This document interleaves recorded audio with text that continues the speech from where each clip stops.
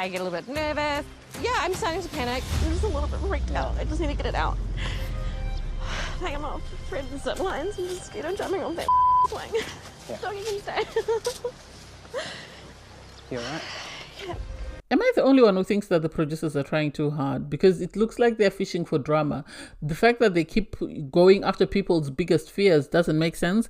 A honeymoon should be a time for people to enjoy and sort of have a great time, not for you to be sort of asking them to sort of conquer their biggest fears. There was no need for Maddie to go up on that zip line if she said she was afraid of it. I give credit to James because he must have stood up for, Sam to say no, she's not going to go snorkeling if she doesn't want to go snorkeling. So I give him credit for that. But hey, it is what it is. Hey there, thanks for stopping by. It's your girl Valerie. Welcome to my channel. If you're new here, don't forget to subscribe. Click the like button, turn on the notification bell for when I upload new videos, and definitely leave a comment. In this episode, I'll be reviewing Married at First Sight, New Zealand, Season 4, Episode 4. This is like watching paint dry, really. Like watching paint dry. Anyway, we have the conclusion of James and Sam's wedding. Obviously there was, the secret of her having a child. I didn't think that was going to be a problem, but the way they tried to make a big deal out of it, I don't know why.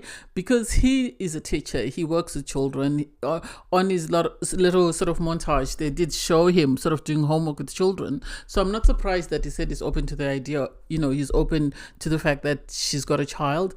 It sounds like he's got sleep apnea. So he was talking about having a machine that he wears when he's sleeping because he stops breathing. Yeah, I guess. And so she took it on board, and she's also mentioned that she's got IBS. So it was nice to see that they were actually just able to look at it as this is what it is, and there's nothing we can do about it. So it's either take it or leave it.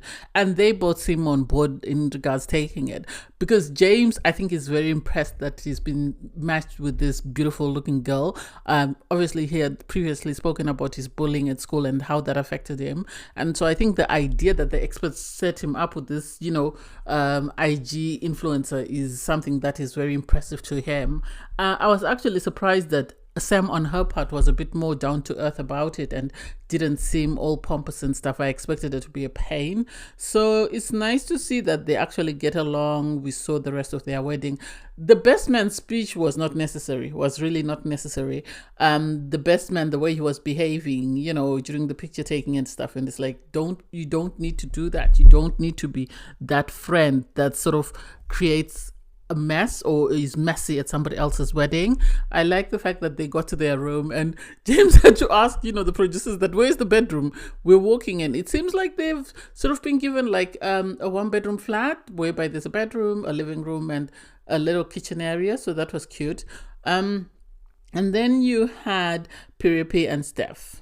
Steph is her own worst enemy. I'm not saying that Piripi is not a problem. Piripi comes across as, even though he's a father of 2, he comes across as still a bit immature. He still has some growing to do, and this is the problem when they match very young guys with older girls, because Piripi is 28, she's 31, and so she already has trust issues. And the fact that he tried to play a game and just throw her into the pond or whatever they were trying to dive into, and she took it personally and was feeling some type of way because she said, oh, he apologized and then he tried to do it again, that affects my sense of trust and stuff. And it's like, this is the problem.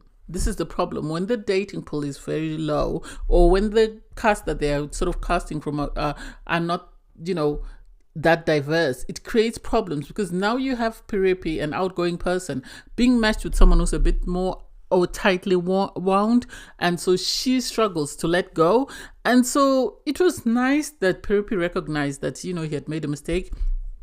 He apologized again for the second time, and she sort of felt some type of way and was, but he can't keep repeating the same thing if he's apologized profusely and then he does. And it's like, he's a guy, what do you expect? They matched you up with a 28-year-old. Just because he's a dad doesn't mean he's matured. He's, he might be 28, but he's 25 maybe in his own mind and his behavior and his attitude. So it's up to you. Do you want to be matched with someone, or do you want to just be single and trust yourself? And I am happy that they were sort of able to reach common ground and reach an understanding that it is what it is. He didn't mean any harm in what he did. And so hopefully she is able to move on from that, and they are able to sort of come together and try and work on their marriage, which is what they're there for anyway. And then you have Nathaniel and Maddie. That couple is annoying for me. I'm sorry. They are annoying in the sense that she's always giggly. I don't mind someone being giggly, but it's the giggle is so irritating. It's like scratching your nails against the chalkboard. And so it's like, and he and his whatnots as well is something else. Because when he talks, and then it goes, and whatnot, and it's like, please, can we just not? And whatnot? And so they went ziplining, and she was anxious about that. But I loved the way he handled it maturely and tried to reassure her and just be there for her and make sure that she was comfortable in doing it. I'm surprised that she ended up getting on board and doing it. Something is going on with this show because it seems they are tapping into people's fears. I think they're waiting for someone to throw a fit. They did the same thing with Cara. She said she had a fear of horses. They sent her horse riding. Now this one has a fear of heights. They sent her on a zip line. But she seemed to enjoy the zip line thingy though. She seemed to enjoy it. They had a conversation about age. And for me, it's going to be tricky because she's 37 and they're saying they want children, but they don't want children today. And it's like, yeah, I understand. Maybe they'll need a surrogate or something, but there is a lot of maturity problems. The difference with Piripi and Steph and Maddie and Nathaniel is that Maddie and Nathaniel are both very immature. Whereas the Steph and Piripi are at different levels of maturity. So they might struggle more than the other couple, but it seems all the guys that they've cast are way too young for the girls that they've cast them with. And so as much as they have the same wants and needs or their same goals and values, they are not at the same stage in life where they can sort of attain those things that they're asking for. These producers are very thirsty, aren't they? They're really hunting for drama. They can't find it. And so they've decided to dig into people's insecurities in the sense that James spoke about the fact that, he's sensitive about his thingy device. It looks like a CPAP that he wears at night. And so they, instead of just leaving him with that, I think they had some encourage him to sort of wear it on camera. And this is something that he had said, he hadn't worn around a lot of people. And so to have him wear it on camera, someone who's experienced bullying, is not a good look, because what if people make snarky remarks on his social media about that, or people mock him? I don't think it was a good look. But I think James is actually the ideal partner for Sam because of how caring, compassionate, and empathetic he is, because where the other girls have been thrown into the deep end, you had, Maddie be put on a zip line, even though she said, that was the biggest fear. You had Cara having to ride the horse, even though she said she had an accident as a kid, so she's terrified.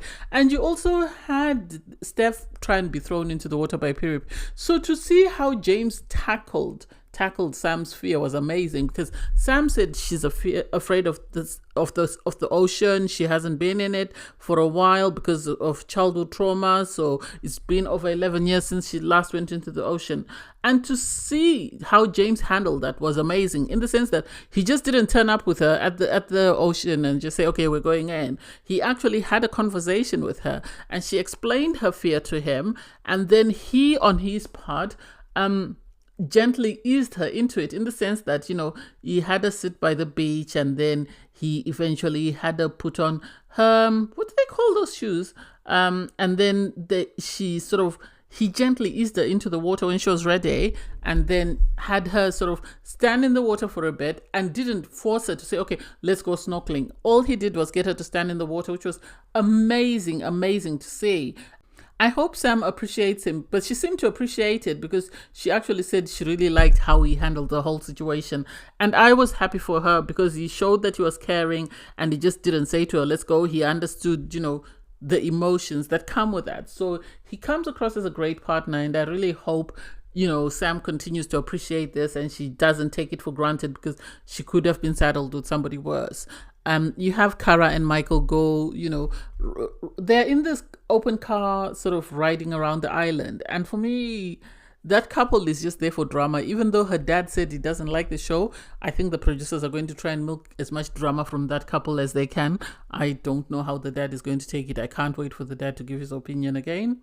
My biggest pet peeves with dating shows is when somebody goes, oh, they're not my type. I have a type. And it's like, if you have a type, stay your ass at home. We don't need you here, because at the end of the day, you're never going to find your type here. You're going to find whatever is available or whatever you've been matched with. And then it's up to you to decide whether or not you want to go with that or whether you want to go back home. So the idea that you have, you know, Cara saying that, you know, Michael is not her type.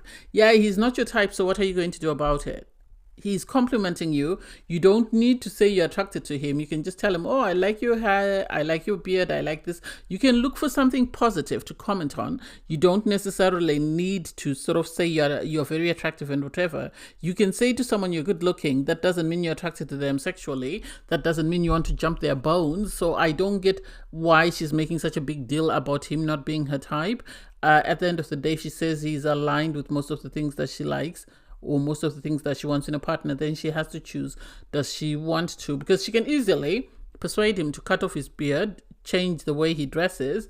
It's not like, you know, it's anything major like, oh, I want him taller, I want him more built or whatever. It's just his character. These are things he can change. He can cut his beard or he can trim his beard, and he can also change the way he dresses. So she needs to decide, what does she want? Does she want a husband, or does she want, you know, someone that meets a checklist?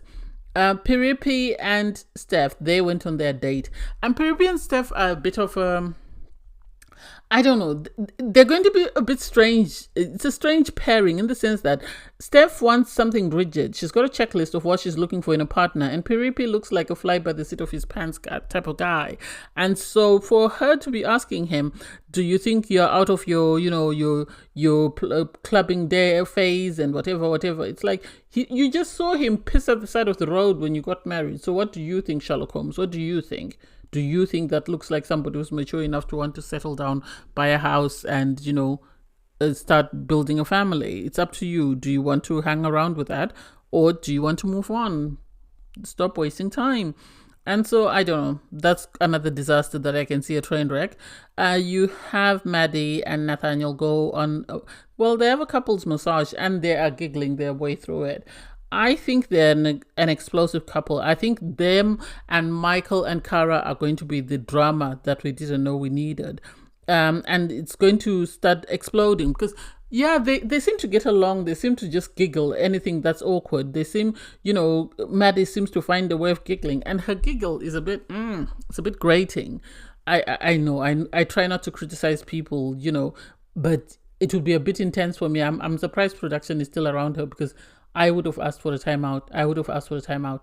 But hey, it is what it is. At least they enjoyed their couples massage, and then she gave him a massage, and they seem to be in a good space at the moment. James and Sam, they seem to be in a good space as well. They spoke about wanting more kids, whether Sam is open to that idea. She says she wants one more, and then she wants to adopt another one. And he is wanting 2 kids. So it's going to be a bit tricky in the sense that if he wants 2 biological children and she says, no, I only want one more, that makes it a bit tricky, because she will have 2 biological children of her own, but he won't have 2. So it's up to them. They both seem open to the idea of adoption. So it looks like they might be the couple that might actually stand a chance. The rest are just there for entertainment. That's just the impression that I get. But hey, it is what it is. Thanks guys for watching. Please don't forget to like, share, comment, and subscribe, and click the link in my video to watch my review from episode 3. Bye guys.